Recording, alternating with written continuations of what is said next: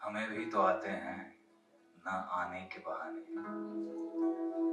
हमें भी तो आते हैं ना आने के बहाने, हमारे भी तो हैं कई और दीवाने। हम में भी गुरूर है, हम में भी गुरूर है। हम नासिक से हैं, हमें तो गुरूर है ही नहीं। हम में भी गुरूर है, हम में भी गुस्सा है, हम में भी गुरूर है, हम में भी गुस्सा है। इस रिश्ते का हम भी तो आधा हिस्सा है। नहीं आ सकता इसे निभाने तो ना सही, नहीं आ सकता इसे निभाने तो ना सही, ये रिश्ता ठीक से मिटाने के लिए आ। इजाफत या शोबद्दल तुम्हाला तर माहिती असेलच आणि आता हा शो लवकरच पुण्यात खास येतोय आणि तुमच्या सगळ्यांची तिकीटं बुक झालीच असतील तर आणि त्याच्याबद्दलच्या आणखीन गोष्टी जाणून घ्यायच्यात. माझ्यासोबत अभिषेक आहे. खूप स्वागत आहे आणि खरं तर त्या शोची वाट बघतायत. मुंबईत झाल्यानंतर पुण्यात कधी होणार अशी विचारणा आली होती. सो किती छान रिस्पॉन्स मिळाला आहे तुला? मला खूपच छान रिस्पॉन्स. ॲक्च्युली पुण्यात दुसरा शो आहे आमचा आणि पहिला जेव्हा केला तर पहिला हाऊसफुल झाला होता. हाऊसफुल म्हणजे लोकं उभी होती नंतर येऊन. इतका छान रिस्पॉन्स आम्हाला मिळाला पुण्यात. रादर आम्ही घाबरत होतो पुण्यामध्ये करायला, पण खूपच चांगला रिस्पॉन्स मिळाला. आता 4 तारखेला परत पुण्यामध्ये शो आहे आणि मध्ये माझ्या तारखा वगैरे त्याच्यामुळे जमत नव्हतं शो करायला. तर आम्हालाच कळत नव्हतं कुठे करायचं आता.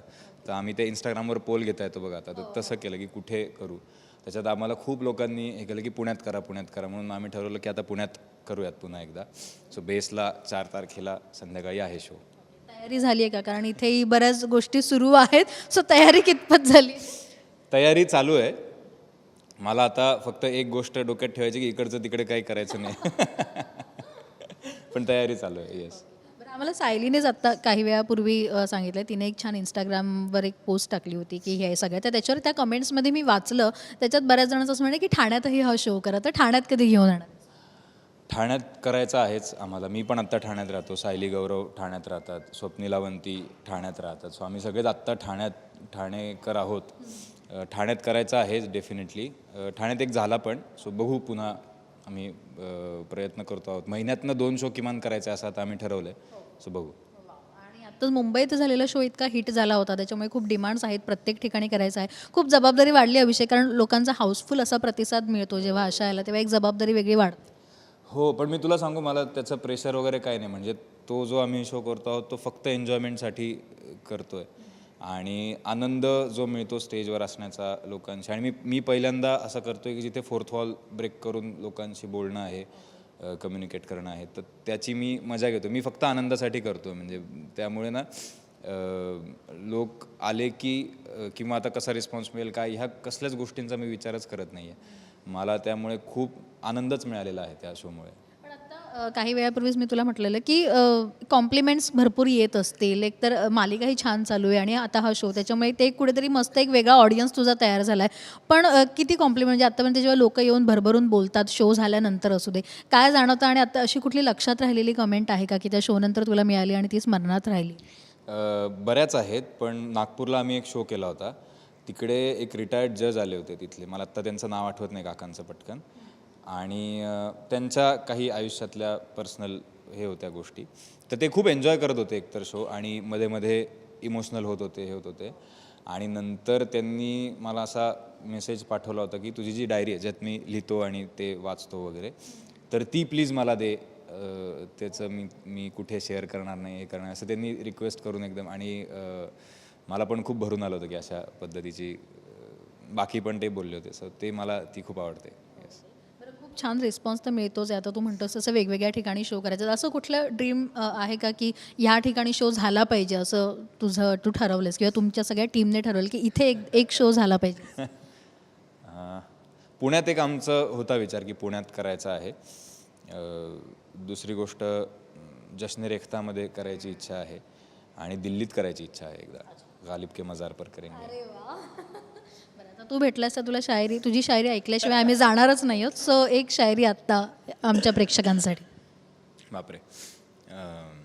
ही खूप जुनी नज्म आहे आणि मला अचानक परवा सापडली, त्यामुळे मला तो काश मेरे पास गालिब का अंदाज़ बयां होता तो मैं तेरे लिए एक गज़ल लिखता.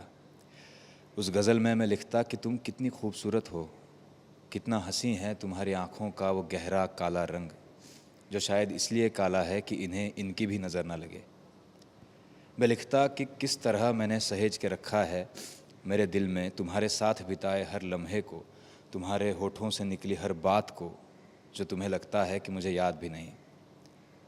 फिर किसी शेर में मैं कहता कि मैं शायद कोई सुखनवर ना सही, मगर सुखन फहम ज़रूर हूँ तुम्हारे पलकों की हिलती हुई कलम से शबो रोज़ बहती हुई शायरी का। मैं तुम्हें बुलाता अंदोह रुबाए दिल और कहता कि किस तरह सबा सी हसीन तुम्हारी जुल्फ़ों की छाँव मुझे वो हर बात भुला देती है जिससे कि मैं नाराज़ था, गुस्सा था, और कैसे सिर्फ मेरे कंधे पे हाथ रख के गिरा देती हो मेरे गुस्से को, जिस तरह उस रात तुम्हारी बाली टूट के गिरी थी। फिर मैं कहता कि तुम्हारे स्पर्श की मुझे उतनी ही भूख है जितनी कि किसी सालों से प्यासे लबों को पानी के स्पर्श की होती है, जो मिटती ही नहीं है मिटाने पर भी। मैं अगले शेर में ऐसी कुछ बात कह देता कि तुम्हें लगता मेरी दिमागी हालत ठीक नहीं, और तुरंत मैं ये इल्ज़ाम लगाता कि इसकी वजह तुम्हारी वो नटखट सी हंसी है जिसको तुम अपने बालों का जूड़ा बांधते हुए छलकाती हो। फिर मैं लिखता कि मैं सिर्फ तुम्हारी जिस्मानी खूबसूरती का कायल नहीं हूँ, मुझे प्यार है तुम्हारी शख्सियत से, बल्कि मेरा प्यार, मेरा इश्क उतना ही रूहानी और सच्चा है जितना कि किसी बच्चे की दुआ। मेरा अगला शेर हमारे प्यार के बारे में होता, जो जैसे मैं हमेशा कहता हूँ, अकेली ऐसी चीज़ है जो शायद तुमसे भी खूबसूरत हो, और कैसे मेरा मानना है कि हमारा प्यार इस सृष्टि से भी पुराना है, और हालांकि हमें मिले कुछ ही साल हुए हैं, इतना ताज़ा कि सुबह सूर्योदय से पहले पंखुड़ी पर गिरी ओस की बूंद हो। मैं ये याद से कहता कि तुम्हारे लबों जितनी ही बेजोड़ थी मेरी वो सारी कविताएं जो मुझे तुम्हारी लटें सुलझाते हुए सूझी थीं, मगर तुम्हारे गालों से लिपटी लटें संवारने में लटें संवारने में मैं भूल जाता था उन्हें कागज़ पर उतारना। काश मेरे पास गालिब का अंदाज़े बयां होता। किती छान, किती छान. बरं, हे ऐकल्यानंतर खरंच खरंच म्हणजे ही शेरोशायरी इतकी छान, एकतर अभिषेकचा आवाज इतका गोड आहे. सो तुला खरं सांग, अशा शेरोशायरी केल्यानंतर जेव्हा तू सादर करतोस तेव्हा भरपूर मुली येऊन भेटतात की नाहीत? आत्ता तर सरदाळलेला आहे आवाज माझा गुण. पण हो, भेटतात. म्हणजे ऑब्व्हियसली मला म्हणजे गमतीचा भाग म्हणून कॉलेजमध्ये मित्र माझ्याकडनं लिहून घ्यायचे आणि त्यांचे म्हणून त्यांच्या मैत्रिणींना चिकटवायचे. सो हो, भेटतात. खूप सारी उत्सुकता आहेच आता या प्रयोगाची, आणि आणखीन बरेच प्रयोग होतील अशी आशा करूया. खूप शोज कर आणि लवकर ठाण्यात पण घेऊन ये. मी पण ठाणेकर, मी पण वाट बघते. So thank you so much and all the very best. Thank you so much.